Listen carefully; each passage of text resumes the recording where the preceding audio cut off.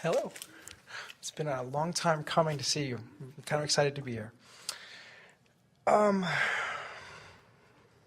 like you to explain women.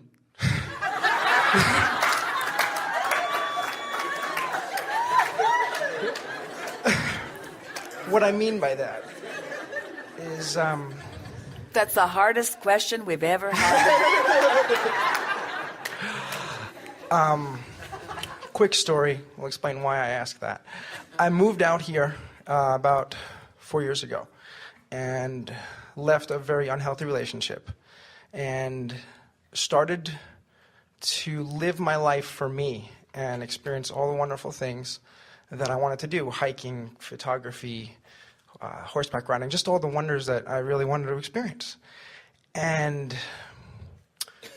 that was wonderful until I met a woman, and we started dating, and she said, we're in a relationship, it's about compromise.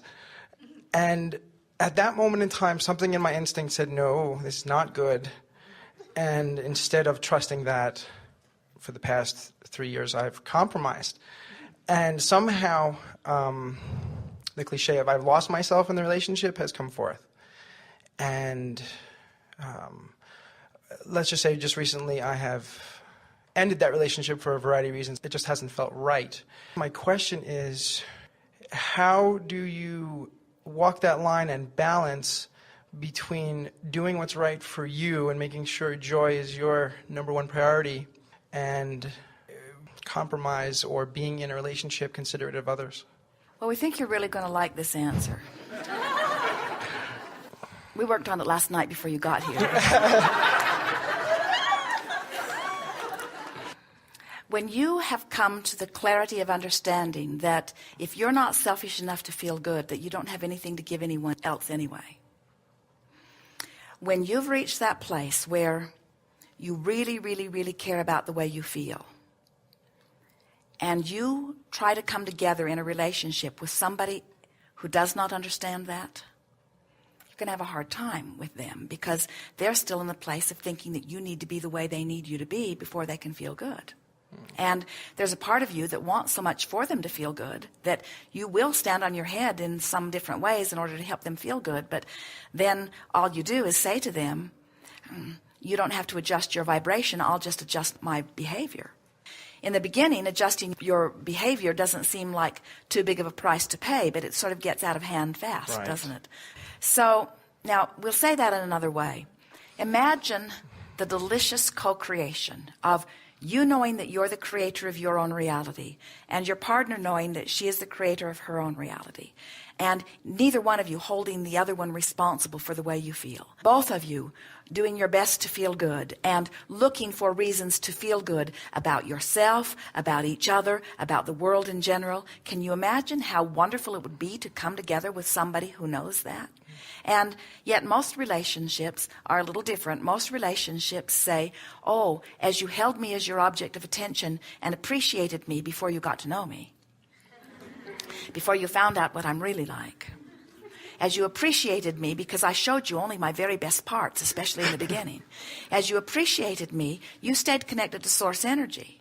And then as you, in your connection to source energy, held me as your object of attention, you flooded all of this wonderful energy all over me, and it felt so good. And I'm sure that I'm in love with you because it feels so good to have this experience. But now both of us are in a little bit of trouble, because now I am only able to show you the very best of me, because if I show you who I really am, you might not be able to feel that way about me. In other words, it's tension all the way around. So what you're really wanting to do, and we know that we're not encouraging you all go get rid of the relationships that you have, but it would be nice if you could. And then before you start a new relationship, some of you are in the perfect place, do you realize? Before you come together in your next relationship, that you come to the place of understanding that the way you feel is purely up to you. That you are no longer going to hold one other being responsible for the way you feel, that you've practiced yourself up the emotional scale on so many topics that now you are feeling pretty good about almost everything, and now you're in a place that the universe is going to bring to you somebody who's very much in that same vibrational place. We were visiting with a woman one day who was talking about her son. And she was lamenting the fact that her son could not seem to find a partner. And she wanted us to help him. And she said, will it be soon that he will find someone? And we said, hopefully not. And she was shocked because she thought a partner, a girlfriend, was the answer to all of his depression. She said, why would you not want him to find someone? And we said, because if he finds someone now, she'll be just like him. She won't like herself. She will be unemployed. She will not have a sense of where she's going. In other words, she'll be as lost as he is. And then they will just blame each other. And she said, that's what's been happening.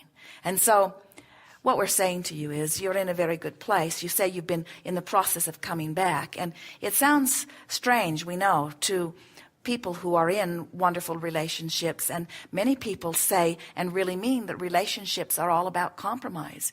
Esther laughs because one of the things, she loves doing things that surprise Jerry or that please Jerry. And sometimes she'll say to him, you know, our relationship is really sick because it really is important to me that you are happy. But then she will say, but on the other hand, I am happy about your being happy. So where do we start drawing the lines?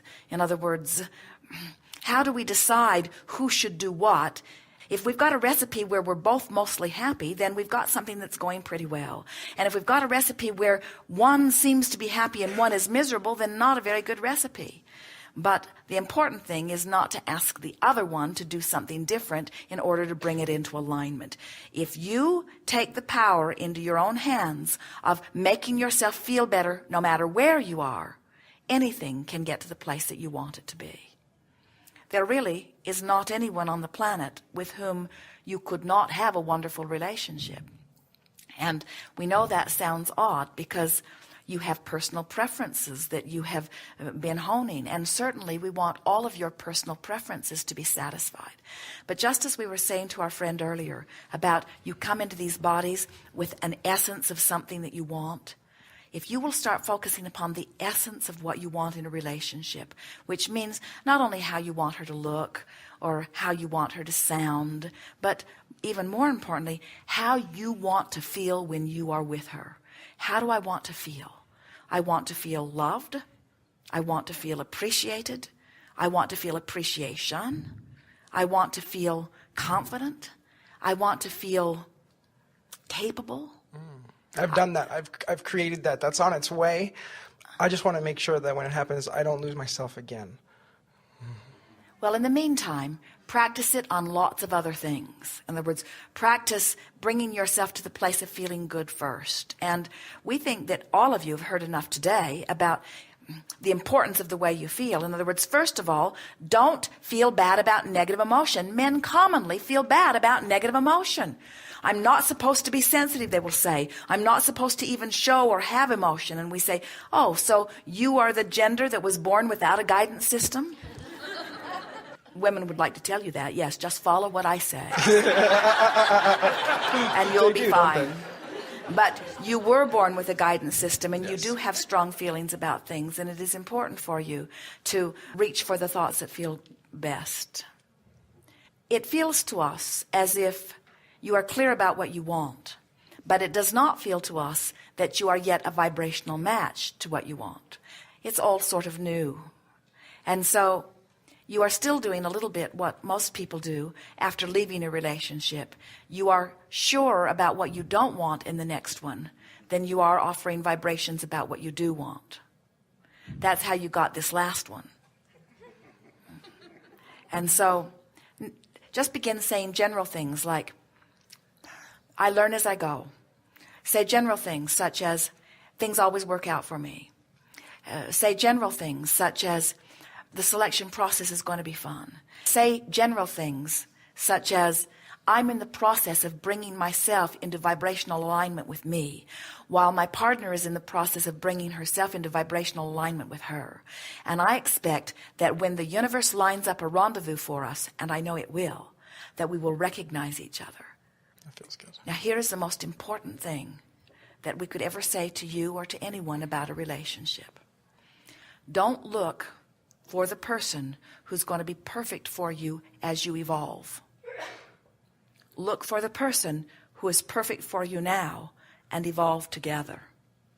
Because that's what goes wrong with so many. They say, well, I want someone that'll be perfect for me 5 years and 10 years. In other words, I'm trying to find the perfect mate forever and ever. And you can't possibly attract to yourself that which you have not become. Are you hearing that? That will trip you up every time. Instead say, I am looking for someone who's tuned in, tapped in, turned on. And I am working on being the same. And as we are both in vibrational alignment with who we are, then we will evolve joyously together.